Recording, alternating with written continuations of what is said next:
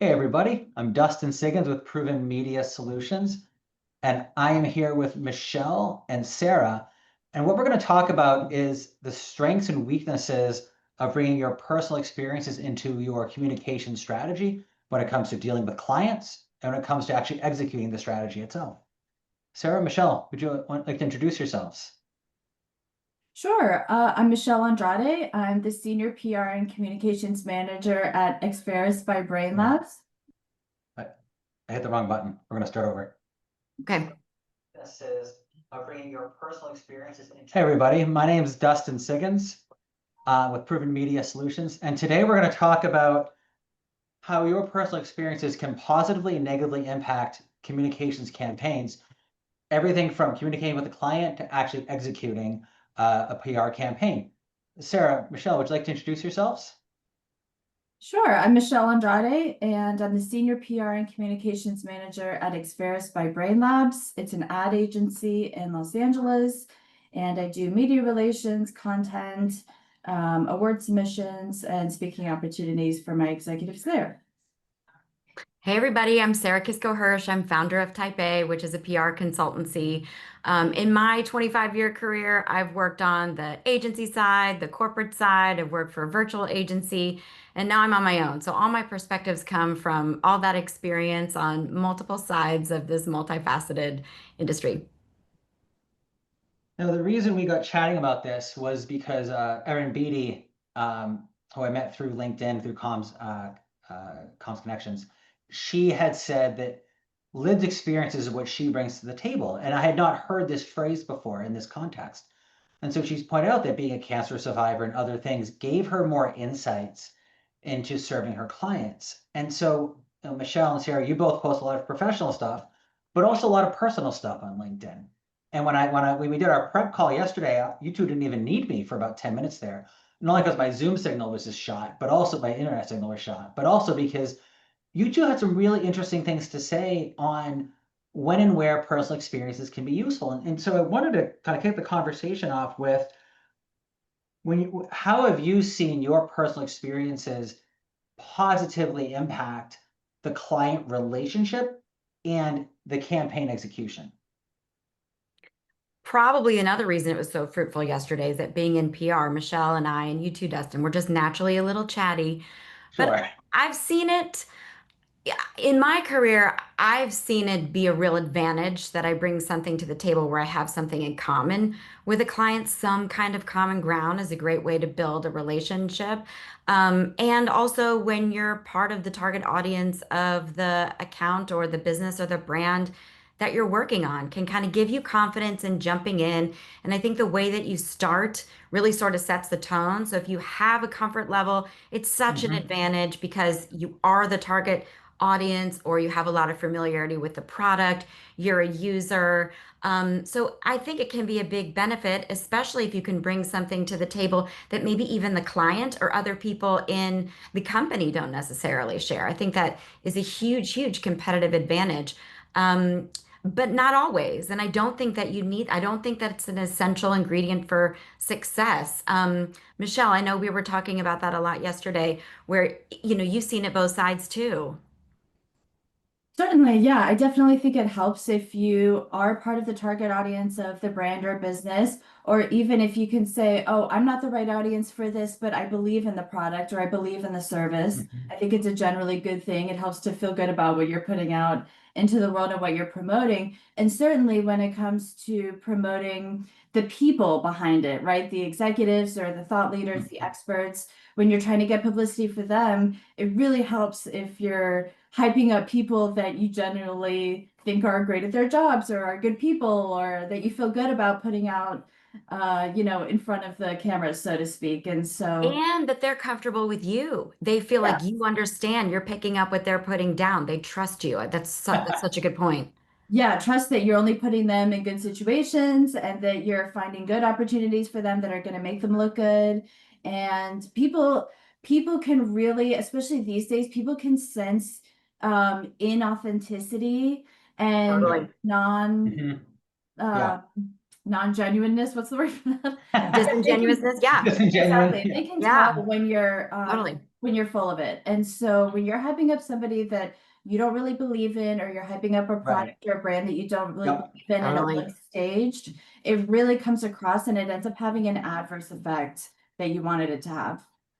Well, and to that point, I also think that when you're able to be as excited and passionate about something, it gives you greater insights into what's going on Mhm. as you're going through it. People can tell where your passion is at. We had a prospect a few years ago, and we had done our, the normal go through the proposal. They asked me though, why do you want to work with us? And I came half out of my seat because this was a project I was really passionate about, and the funder said that was the best thing you've said the whole of all three of our conversations.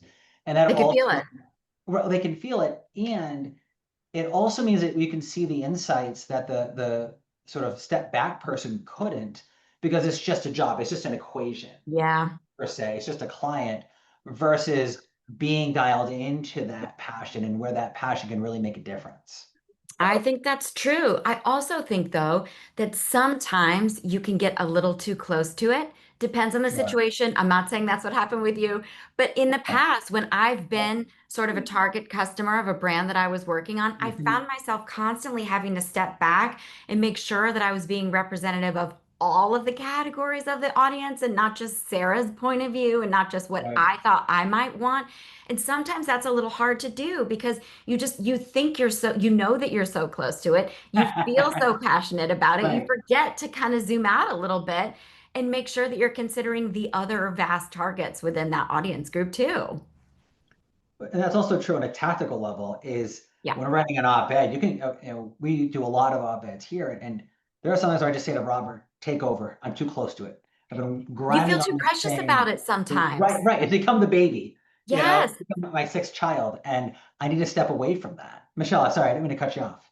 Oh, no, that's fine. I was just going to say, I work with a lot of marketers and advertisers, and they have to remember the same thing too, that you are not normal. You're not a normal person. You're not part of the Right. regular population. Most people don't read the news all day like this, Right, hang out on every social media platform like this, pay attention to culture like this. They've got other right. things to do. And so, as a publicist, you've got to kind of remind people on the inside what it really looks like from people on the outside who are not super engaged in this one thing all day every day, you know. And in So fact, true. that's another reason why sometimes we worry about self-promoting too much, or too many ads, too many, and certainly Mhm. there's a frequency capping that you want. You don't want to overload people, but you do want to repeat your message over and over again, because most people are not just paying attention to this one product or this one company all day, every day. It's 1% of their life, right? And so a Mhm. lot of repetition does make a difference, and it is actually important to really stick in people's minds and make them remember you later. That's a really good point. That's a Well, really and good point. Sarah, when you posted yesterday on LinkedIn, you said Mhm. that what was it? Getting in the hotels, working with the hotels you'd been in and places you traveled when Destinations you I would travel. visited. Yeah. Yeah. How does that allow you to have an insight when someone from the outside, like myself, my wife loves to travel. I'll go wherever she wants if she does the hard work of planning it. Um, but at the same time, I can see how once you're there, like you know where the things in the corners are, how everything works. But I could also see that being something you get so detailed, you get bogged down in it. So how did that play to your advantage as a traveling Well, world? and another point is I think sometimes it's impossible for you to see the negative things. If you're familiar with it, it's impossible for you to look at it with fresh Mhm. eyes. So I really loved from a destination marketing standpoint, it was always a benefit when you'd been there before, because especially when you're working on a new business pitch for something like that, you don't always have the benefit of traveling taking your entire team to preview this destination for an account that you may or may not win. It's a significant Mhm. investment that you have to make. So it was a really big advantage coming into it. If you'd been there before, you could speak to the experience. You'd stayed at the hotel Mhm. before. You'd participated in various elements of the destination before. It was a big, big advantage. If you're working on a consumer product and you're pitching a toothpaste brand, of course you can go to the grocery store and just sample that at home. But when you're working on a different type of Mhm. product and the product experience can take a while or is costly or has sort of a long tail, it's a little bit of a different story. So for me, I found it to be a tremendous advantage. But there were times, of course, where everyone wants to be on the sexy accounts. Everybody wants to be in the warm weather Yes. destinations, the place where like you'll never complain about having to go on a business trip.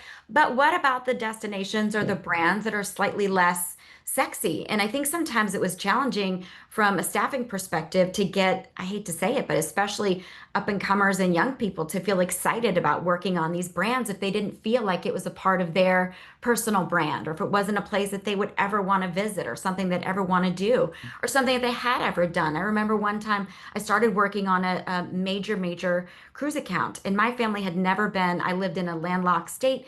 We'd never been, cruising just wasn't a part of our vacation it was on the consideration set for us as a vacation destination. And I had some preconceived notions about it that had turned out were quite outdated. But also there was a lot of stuff. Having been on a cruise for the very first time on a work trip, I realized, like, oh, they don't have blow dryers here, oh, they don't have irons here, oh, you have to bring a formal outfit for the formal night for dinner. These are things that most people kind of knew. Oh, you sit with a group of strangers at dinner often. These are things that I think sometimes you take for granted among certain industries because it's so everyday for you. But for a lot of audiences, you're not just trying to appeal to the base all the time, you're trying to expand. And so that means that you absolutely need to reach first timers. And so it's very helpful to have a first timer's perspective or even a skeptic's perspective, because you can have an understanding of how you might be able to reach those audiences, or what you have to overcome in order to get them to try something, particularly something as expensive as a vacation investment, which sometimes people do once or twice a year. And if it's not fun, that stinks because you got to wait another year or 6 months to take another trip again.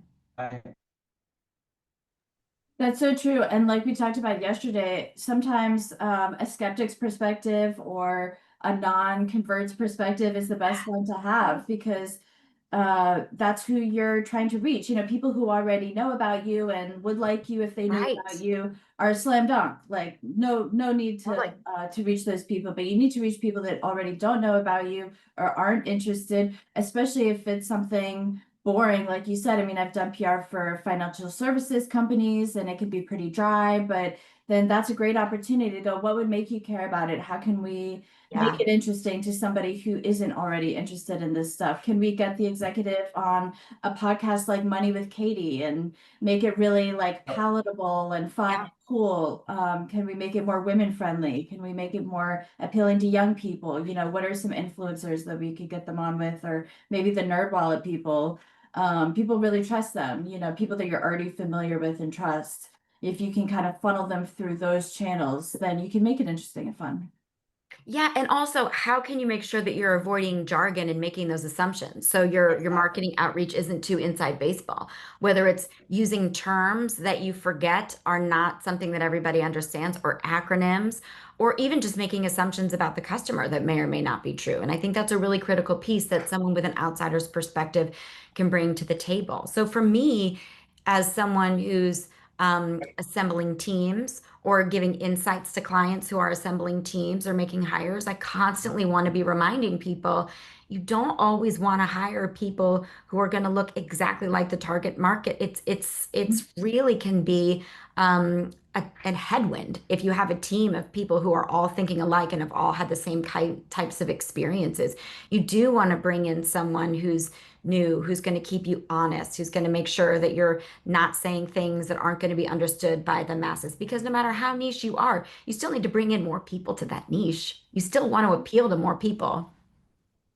And people with fresh ideas. You know, Yes, sometimes the totally. thinking gets a little bit groupthink and a little bit stale. And if we're just doing the same things we've always done in the past, although I will say that sometimes this is less a fault of the agency and more a difficulty with the client. Sometimes agencies or Yeah, in-house teams or whoever yeah. come up with lots of really cool ideas, and sometimes clients are a little bit resistant to try them because they're risky, you know. Or the decision maker above the client. That's right. Sometimes it's Yeah, a cost that they have trouble appealing to, a CMO or a CFO that yes. they can't justify the investment to. And that's kind of understandable because it is It's a lot of unproven. money. It's an investment and it's risk. And Yeah. you know, unproven or new tactics, sometimes it can be scary, especially during uncertain economic times like these, right? They want to just stick to what works. Yeah. that's understandable. But if you can communicate to them, the potential value and sort of paint the picture for them of what it could be like if they take that risk, it can be really worth it on the other end. Yeah, absolutely. This is nice. I don't have to say much. This is great. Michelle, one of the things you brought up yesterday was that you in one time you said, I think you said it was a job interview, your personal experience got in the way of being able to take a job because That's it was a true. certain moral value, ethical issue that you had with the organization. Go ahead. Sorry. No, I was going to say there's a difference between what we were talking about previously, where, maybe I'm not exactly the right audience for a product, or maybe I haven't Right. tried a service yet. I don't know much about it. There's that. And then there's also, oh, I'm being asked to do something that actually goes directly against my core values and who I am as a person, and it would require me to relinquish some integrity in order to do that, right? And so that can be a really tough spot to be in. But I think ultimately, what can be the deciding factor for you is, can I be effective at this project, right? Because sometimes, even if it's a product or service that you like, maybe you won't be so effective because of the reasons that we just outlined. Maybe you're a little too close to it and you want to have fresh ideas.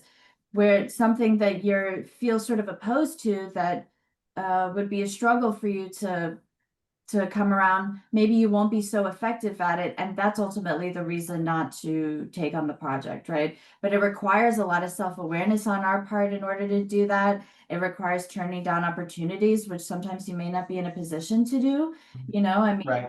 I'll write articles about the earth being flat if it puts food on the table for my kid, but I'll be actively and aggressively looking for something else the entire time, right? And Yes. Yeah, well said. so Well, sometimes it takes a little bit of courage to tell a potential client or a potential job opportunity, I don't think I'm the right fit for this because I won't be effective for you. and one point you made here too, Michelle, is that how do you position it, right? Today, anyone can trash you online if they found that they felt offended by your disagreement, Mm-hmm. right? They can go after you. Maybe they'll be litigious, who knows? Especially like in my case, I'm an agency owner. Mm-hmm. And so, yeah, I mean, there's a real fine line on being able to say, we can't service you because we're not the best agency.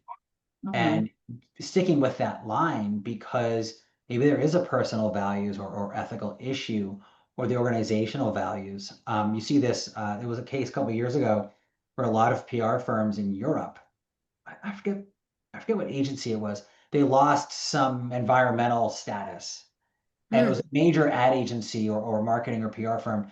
And it made international news because they were involved in the oil industry. And they argued that they were helping the industry move toward a greener future. But they lost some sort of energy related licensing or credit, mm. accreditation. That's what it was. Because they said yes, perhaps in a way that they shouldn't have. And they got slammed. They lost other clients because of that. So it really depends when you say yes or say no. How do you position yourself when you're doing it? Yeah, I mean, I feel like that's a whole nother show, right? But yeah, I Oh, God. agree. And I Yes. think too, to Michelle's point, you have to really decide what your red line is in terms of where you think you can add value. You might surprise yourself and be able to add value in something that seems antithetical to things that you know about. But if it's really something that you feel compromises your personal values, I think that's an entirely different conversation that you need to have. You need to understand what you feel comfortable about doing because in our job, you have to authentically feel and believe the things that you're promoting. Otherwise, it feels gross, A, and B, I think that really gets translated into your work. I think people can smell that from a mile away when you're making something up. But you can, I think always, if you're not necessarily aligned to the product or the service because it's not even in your realm of, it's not even in your sphere. Maybe you're selling farm equipment and you live in New York City. And so it's just not even in your sphere of access or relevance or Right. experience Right. whatsoever. It's nothing personal. It's just you don't have the opportunity to participate in these products.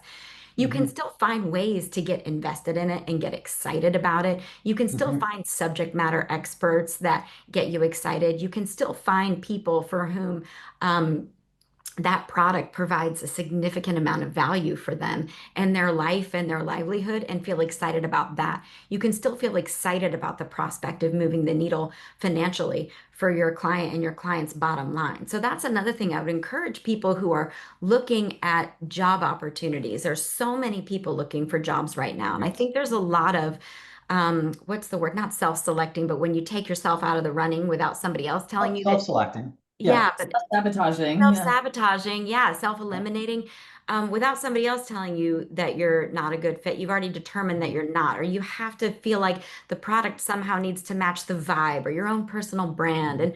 And I think that's really a fallacy. I think that you can really, for all the reasons that we've discussed, get contribute to something, but also find a way to feel excited about it.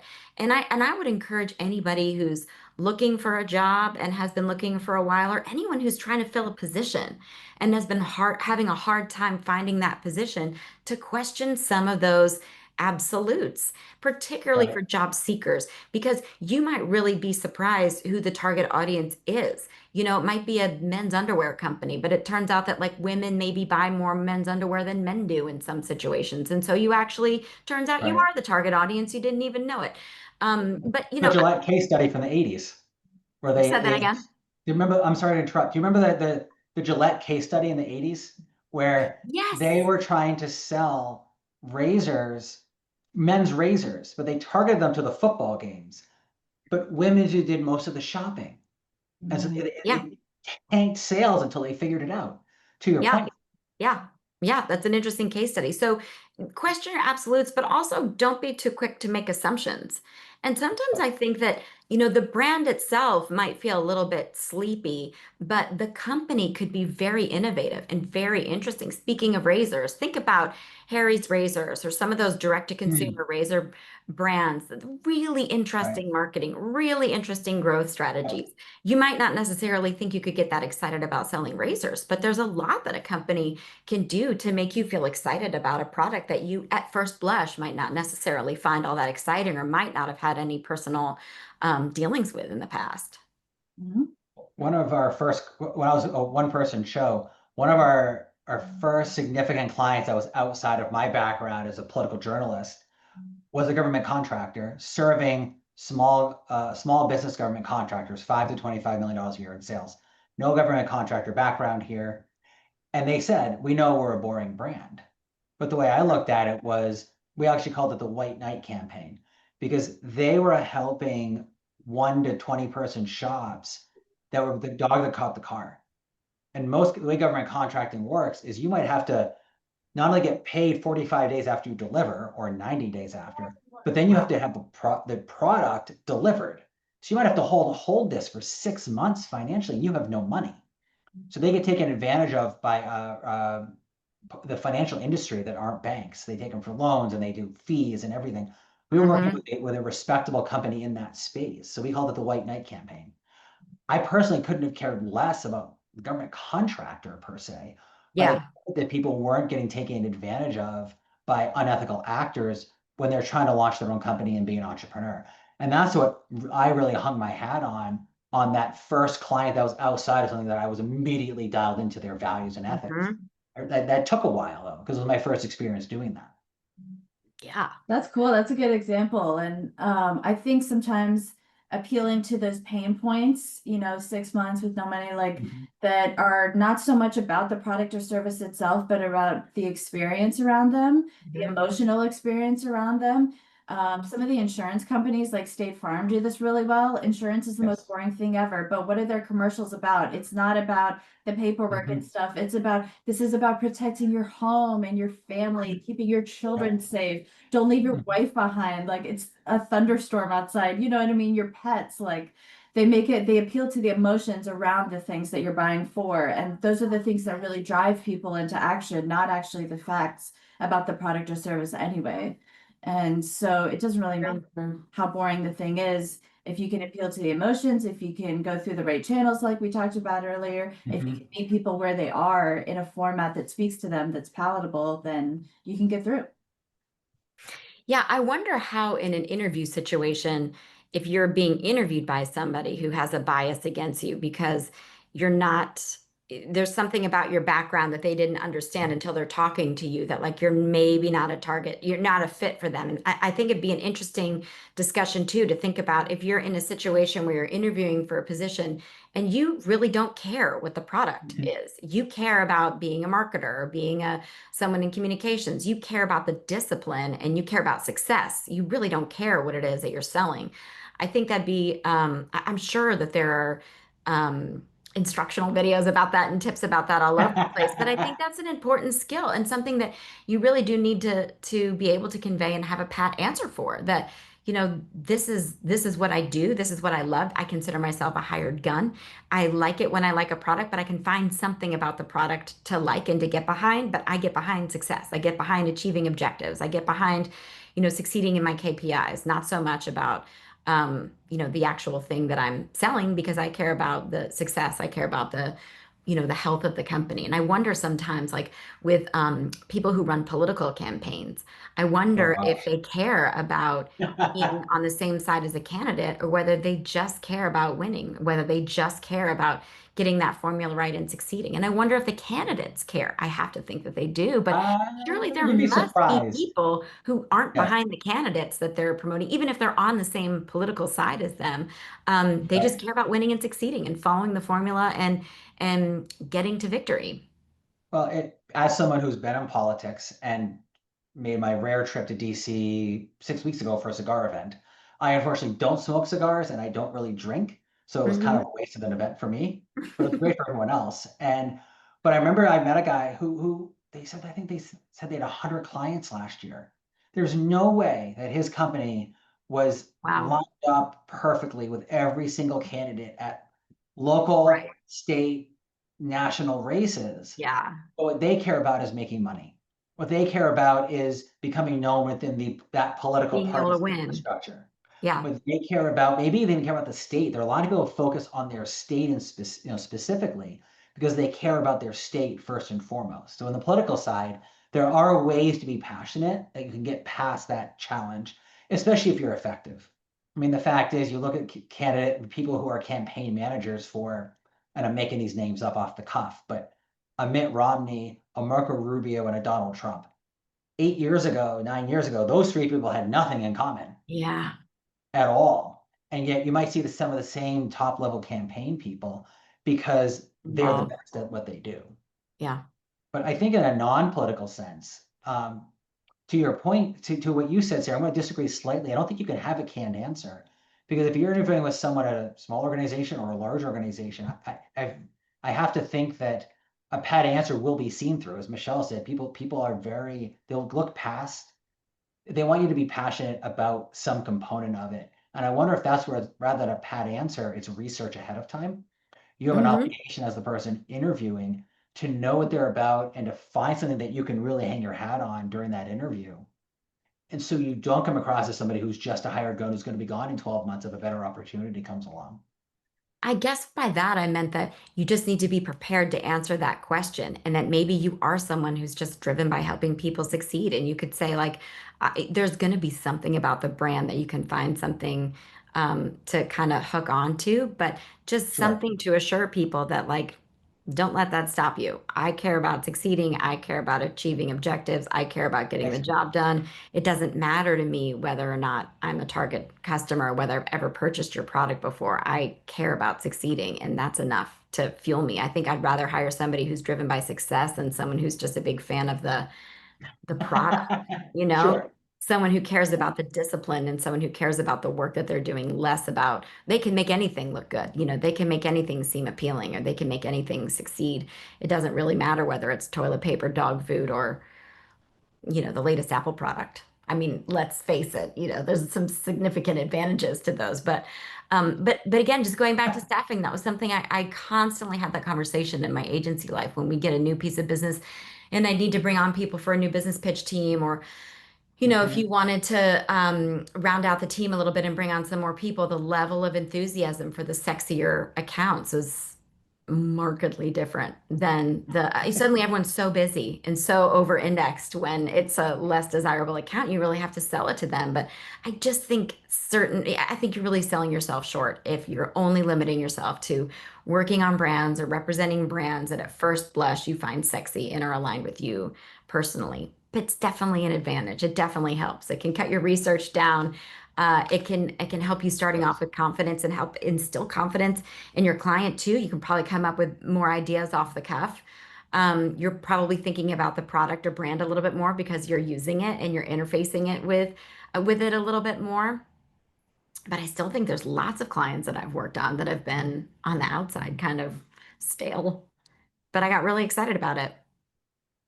Certainly, and you want to assign projects based on people's experience, Yeah, not just personal experience, but their totally. professional experience. Like I have a coworker at the ad agency who, for some reason, by a series of coincidences throughout her career, has kept getting assigned to potato products, like Ore-Ida tater tots and a French fry brand, Specialist. roasted potato brand, and it's like That's her so whole life funny. she's been sort of indifferent to potatoes. Maybe she likes them, I don't know. But for some reason, she's kept getting put on these accounts. So now she's going to keep getting put on those accounts because now she knows the landscape. She knows what the competitors are She knows doing. all the terms. Yeah.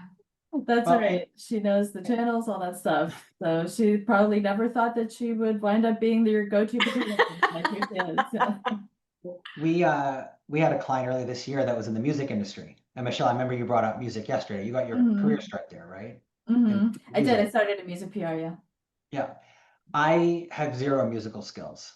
My sister's a singer. I've dated two singers, including a classical violinist. I know my limitations, and we had a music client, and I didn't know half the terms. But what we keyed our hat in as an agency was one, they needed somebody fast, and we could deliver quickly. But to your point about being a hired gun, Sarah. But second is they were trying to offer donations to help people recover from the Los Angeles fires under the principle that music is proven through research to help people recover, think about the good times of the past, and look forward to the future. So we What were a great able, story to build around. That's a dream. right? It was a great story. The other thing that we brought by being on the outside was we said, let's not just target the music industry. We actually got a regional paper in their HQ. They were there, they were in the LA area for a conference. So we weren't just stuck looking at the same 15, trade outlets that everyone else would have looked at. By being not personally attached to it, I think we were able to be a little more objective and more creative. Yeah. And so what has been your experience, Michelle, you're a one person PR department, right? Mhm. So how are you able to, as a one person show, bring that sort of, most creative people need other creative people to bounce ideas off of. I have a remote team, but I'm calling Robert, Jalissa, and Mary Beth all the time. I think they've blocked my number a few times. I mean, it's a requirement to be creative and successful. How do you manage to do that as a one person show?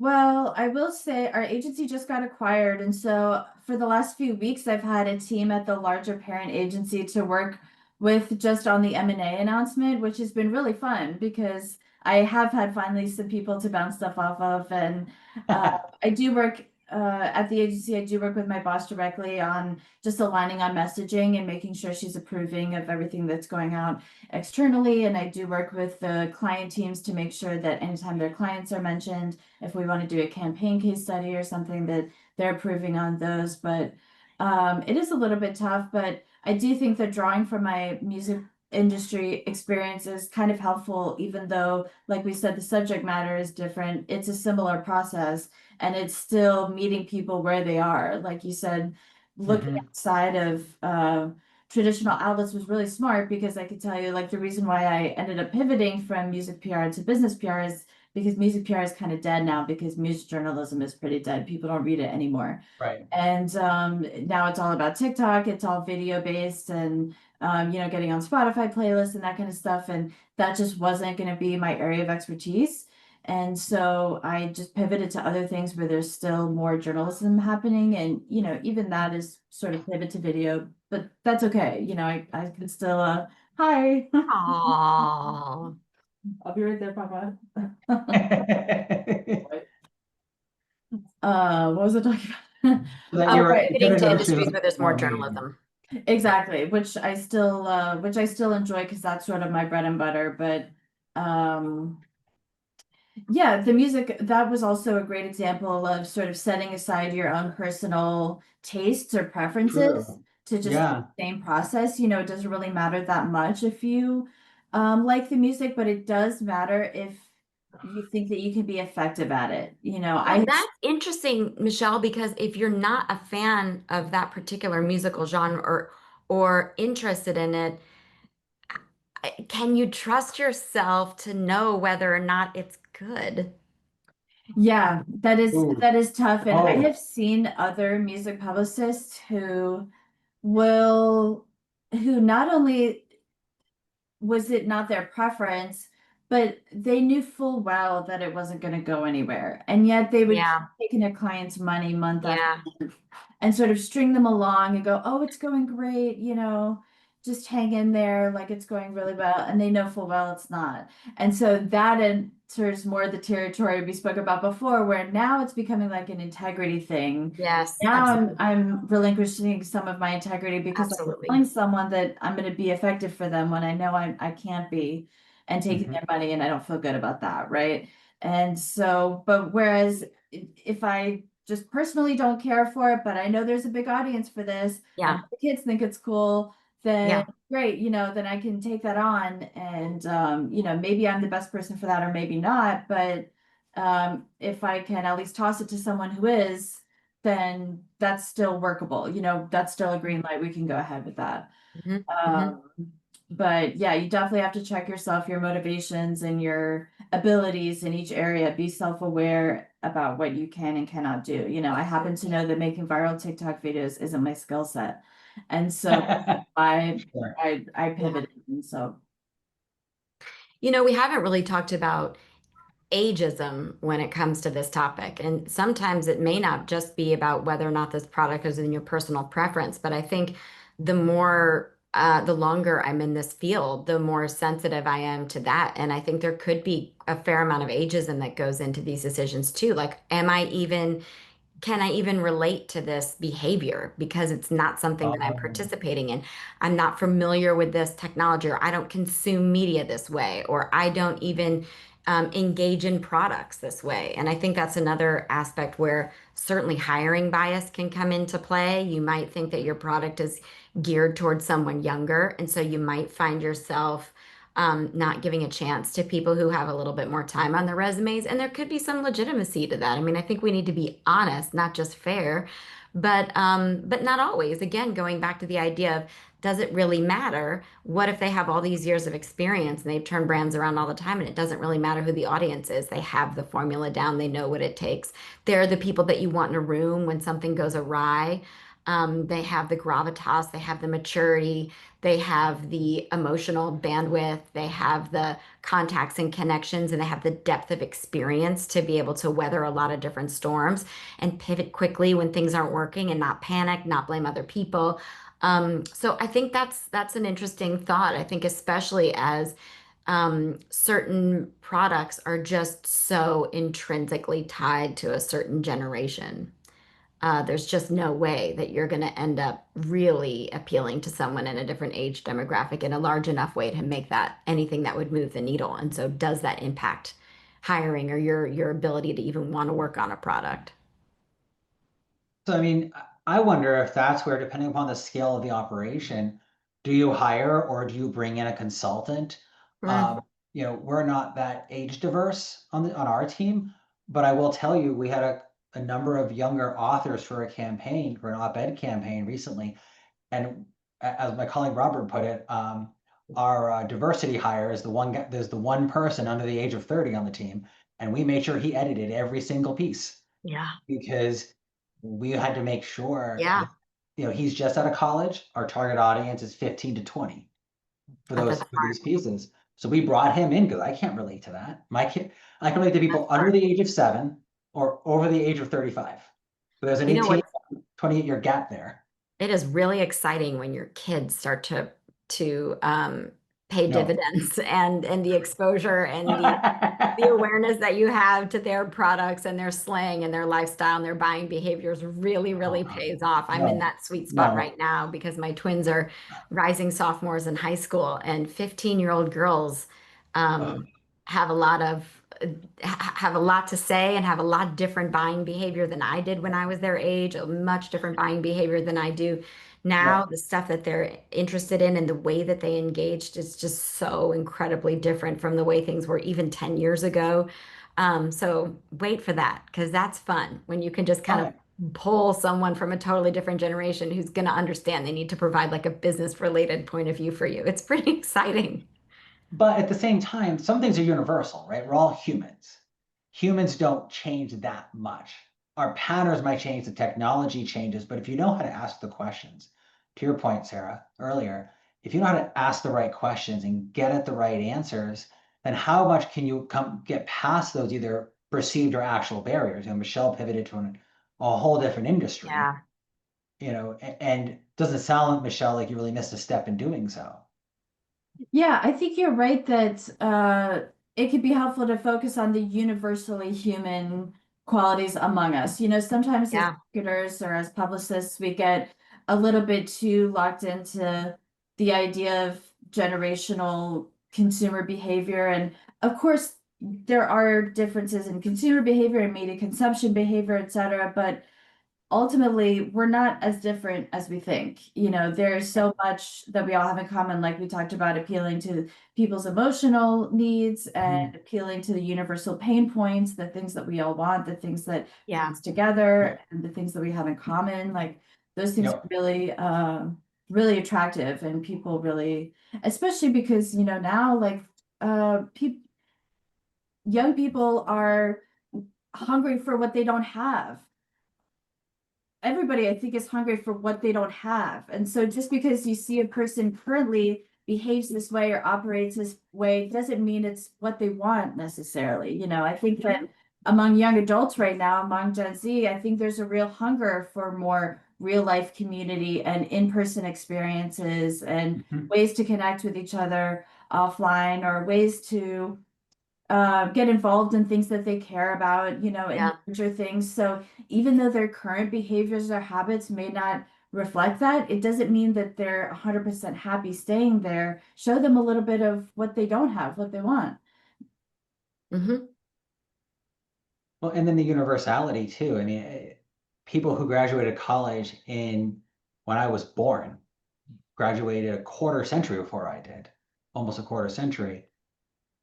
But every single, largely, most 16 to 22-year-olds are trying to go out on their own in this country, or trying to go out on their own, figure out their future, whatever that is, whether they go to college, the workforce, military, or some other path. Whether they travel and they live at home for a few more years, they're all trying to figure out where do we go next. So I think there are universality components here that, as you said, Michelle, we can easily get caught up in. Well, they use TikTok. In my case, I don't use TikTok. They use TikTok and I used Facebook. We're so different. Maybe, or maybe it's just a different platform and I just need to hire a consultant for a couple of hours to make sure that we're dialed into TikTok culture more clearly. Mhm. Yeah, I think consultants are a great way to bridge this. Absolutely. And that's why, like you said, Sarah, sometimes having diverse teams really helps with that. Some Mhm. people Yeah. that bring the experience and the connections and the patience, and some younger people that bring a fresh set of eyes and are dialed into new platforms and that kind of stuff. But that also requires a people skill from everybody to work with Yep. different kinds of people. Not everybody has that. And so It's true. honestly, in PR and comms, I mean, this is a people business. Even though we mostly now are writing emails and working from home, like it's still very much a people skill business. And so you want to look for people that can get along with different types of people, because those are going to be the ones who can appeal to a lot of different types of audiences. And have an open mind, Mhm. constantly questioning what they think or what they're assuming. You know what else I think is an advantage when you talk about diverse teams? I think that when you have a diverse team and you create a level of comfort where people feel comfortable asking questions, being the new person or the person who's on the outside, can give you, if you have the right environment, a real advantage because you're asking more questions and you're not relying on assumptions or your own lived Yeah, experience. And so you're more comfortable asking a question that might be difficult for someone who's purporting to be the expert asking because they don't want to lose the credibility of like, I can't ask that. Then people won't think that I really do know what I'm talking about or that I have been engaging with this brand all right. this time. But when you're new, you can ask the quote unquote stupid questions, which really aren't that stupid and can really illuminate Yes. things or provide a different idea or a different avenue. And I just think that ability to be asking questions and just in and of itself, the question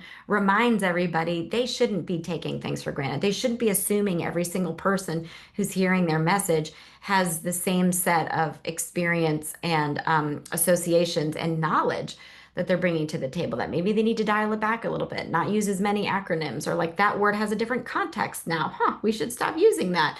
Um, I Sure. think it's a really interesting thing to think about that you bring to the table that's of real value when you don't know that much. You are asking questions, you're probing, you're looking at things from such a different perspective and constantly reminding people not to be kind of speaking above people who don't come with that same knowledge and background.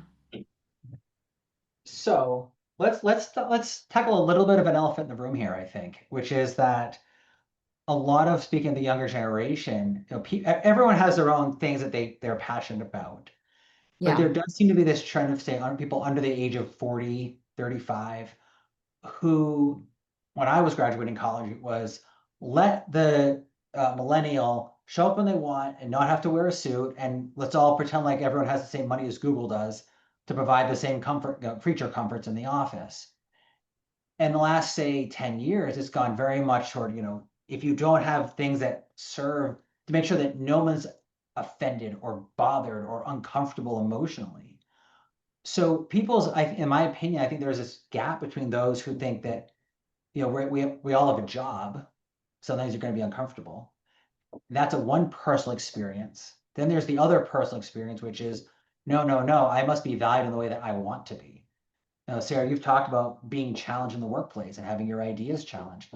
Where's that fine line when we're talking about trying to meld different generations, different belief systems, etc., to make sure that everyone's being respected at the same time the organization still moves forward? You can't just be frozen, in other words. That's a really tough one. I think a lot of it depends on the industry, the culture, and the organization itself. But I think one thing that's really important is to make bridges between the different generations.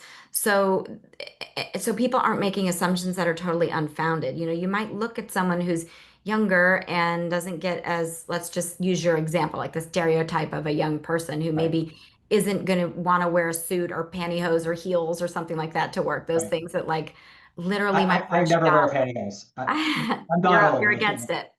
My Yeah. A first hard job, boundary for you. I respect that. yeah, Yeah. I respect it. Right. My first job, I had a brochure telling me the clothes that I could and couldn't wear to work. And you had to wear closed-toed shoes. You had to wear pantyhose if you were wearing a skirt. This was in I was in the executive side of a major retailer. So part of that made sense for that reason, but that was no joke. And I never saw anybody who got sent home because they didn't have the right stuff on, but I didn't see a lot of people challenging it either.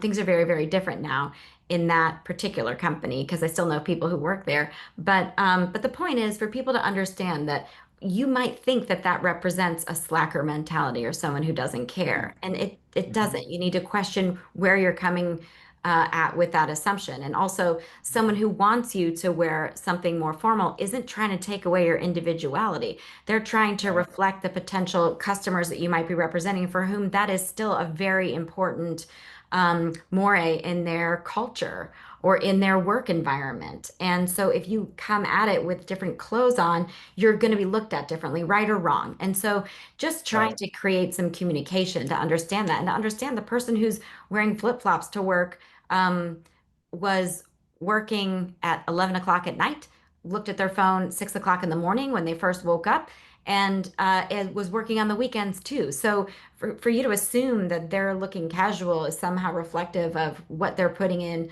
from a rigor perspective and from a dedication perspective at work is there's no correlation there. Um, and maybe at one time there was, maybe there never was. It was always just an unfounded assumption. But I think these communications are really important to foster so people can understand where some of those misperceptions come from on both sides. And so someone can understand, oh, it's not personal. I see. The people that Right. we work for are in a culture where people need to be more covered up or people need to show up to work a certain way. Otherwise, they aren't viewed the same way. So these aren't my rules. These are the rules of the people who are paying us to do a job, and we need to be mindful of that. Or even value systems. I mean, not Hmm. everyone who has a certain viewpoint is bad. You Yeah, know, there's constant assumptions that if you have a point of view, one way or the other, that you're it's too holding rigid. America back, or you're over Yeah. here, you're a traitor, or you're racist, or you're sexist, or you're anti-racist, or how about we're just people who have different points of view? And sometimes it's okay that we can't work together. Let's just acknowledge that and in a mature fashion. At the same time, again, back to what we talked about 45 minutes ago, where's your personal line? Where's the line where your Yeah. personal experiences say, I, I or we as an organization can't cross this line? And respect that, do that in a respectful, mature fashion, because at the end of the day, we're all people. Yeah, and I think company culture is something that, especially these days in a remote world or a hybrid work world, really kind of has to be communicated more intentionally and more clearly than maybe it used to before. Because, for example, my company only meets in office together once a week, right? And so when you used to be in office together every day, you got more practice at picking up on the sort of cues Good of point. this is how Yeah. people operate. Yeah. Yeah. Yeah. Yes. At this particular company, this is what people wear, this is what Mhm. what they eat or how they talk or don't talk, or do people eat at their desks, or does that look unprofessional, or every Mhm. office like operates slightly differently. And I really feel for people who are just graduating from college coming out of the pandemic. Yeah. They Yep. finished college in the pandemic. Some of my youngest coworkers finished college remotely in the pandemic, didn't have a real graduation, and they haven't been in office full time at all in their adult lives. And so they haven't had as much practice as we have, sort of looking around and reading the room and picking up on social Mhm. cues. And I've seen um, some younger coworkers in their early 20s who sort of weren't picking up on, like, oh, this is when people in the room kind of talk to each other, and then this is when it settles down and everybody goes back to their thing. Yeah. Hey, kiddo. Almost done. Well, We're I think almost to done. that point too, when you don't have the advantage of being with people in person, you don't get to see that fullness of like, okay, this person might not be dressing the way that Valid. I was dressing Mhm. when I was their age, but they are really serious. They are working Right. all the time. They are bringing in some really Mhm. interesting insights. They're bringing in, they are putting a lot of polish on this that it really needed. And when you are also not being able to see this person who's a little bit older, and instead of just like dismissing them as like, okay, boomer, you realize like, oh, they went to this really great concert this weekend, or oh, they're really involved in this charity, or like they're Right. really caring about the people on their team and they know them very, very well. They're not just looking at everybody as widget makers and order takers. And you Yep. don't get the advantage of seeing that full person quite as quickly or as easily when you're working remotely. So I do think it is easier maybe to just make some assumptions and have some biases um, that won't be dismissed as easily because you don't have the opportunity to see that fuller picture because you're just seeing them from Zoom call to Zoom call. Yeah, at my company, we really try to keep the culture consistent throughout remote people. We've got Smart. people in other states who are not in office at all ever. They only ever see us on Zoom except for the company retreats, right? And so every Mhm. Friday on our all hands virtual meeting, we'll do different activities like different virtual games or activities that okay. Well, that's a big job to create that consistency. It is, and it's How really important. intentional. It's really intentional. It doesn't happen by accident, but these sort of games and activities that we do give us an opportunity to share a little bit more about ourselves, who we are as people behind the screen and outside of work, to kind of like get to know each other and build camaraderie and trust with each other, and especially because we are a very diverse agency, which is a strength, but it helps us to get to know each other and work together better when we have a little bit more of a sense. Also when we just went through this acquisition, we were looking for agencies that also had a similar culture to us because it was really important. And so I hopped on a Zoom call with the executives over there, and they're in London, and the guy's like, "Oh, sorry, it's 7:30 p.m. here. My kid's here. My wife's trying to put him to bed, but it's, not going well." And so there's a little background. And we were like, "Oh, look, they're just like, How refreshing. you know what I mean?" Yeah. Right. They're just like us. They're dealing with the Yeah. same stuff, and Yes. it's such a good fit, So it's really a joy when you can find that culture fit. Totally. Well, and to your point, both of you, about remote work and okay, boomer, I didn't use that phrase, but 12 years ago, I started working from home long before the pandemic. I was a journalist working from home, just churning stuff out. And I thought it didn't matter that I didn't work in the office because I could churn out enough. I was faster than everyone else on the team, and I could work a part-time job, which was necessary because I was making $43,000 living in the DC Beltway. Not as expensive as LA, Michelle, but it's pretty expensive. Pretty And close. yeah. And my father said, "Well, Dustin, you're missing out." And I said, "No, I'm not. What are you talking about? I socialize all the time. I go to the gym and I go to church and whatever." Well, when I started my company in my early 30s, and suddenly my brand new baby and my wife needed to rely on me to make more money, I realized what he was talking about, because a number of people at the business club that I was part of thought that I came across too strong. And for me, I was dialed way back. Mm. Because I hadn't had at that point 5 years of that late 20s, early 30s maturation in the workforce, my personal experience was I was backed off, but everyone else's was I was still coming across them with a baseball bat trying to make sales. And so thankfully, I got a lot of firm guidance. And right before the pandemic, several people said, "Whatever you're doing, it's working, keep it up." But I had to grow 5 years in 5 months Wow. because I was in charge of bringing the money for a while. And so it is interesting how personal experience can be a strength, but also can give you blind spots that don't allow you to serve a client, or to not only have the client communication up front, but also not understand who the best spokesperson is, the best media outlets to target, and the best narratives to push. Right. So, Michelle, I don't want you have to chase your son off again. So this is probably a good wrapping up point. This was a lot of fun. I wasn't sure what to expect when we walked in here, because this seemed more like a touchy-feely topic, but I really like how we've kind of run the gamut from personal emotions all the way to professional success. I think it's been a great conversation. Thank you. Yeah, it's been I great. enjoyed it too. Thanks, Thank you so Michelle. much Thanks, for having Dustin. us. All right. Take care, everybody.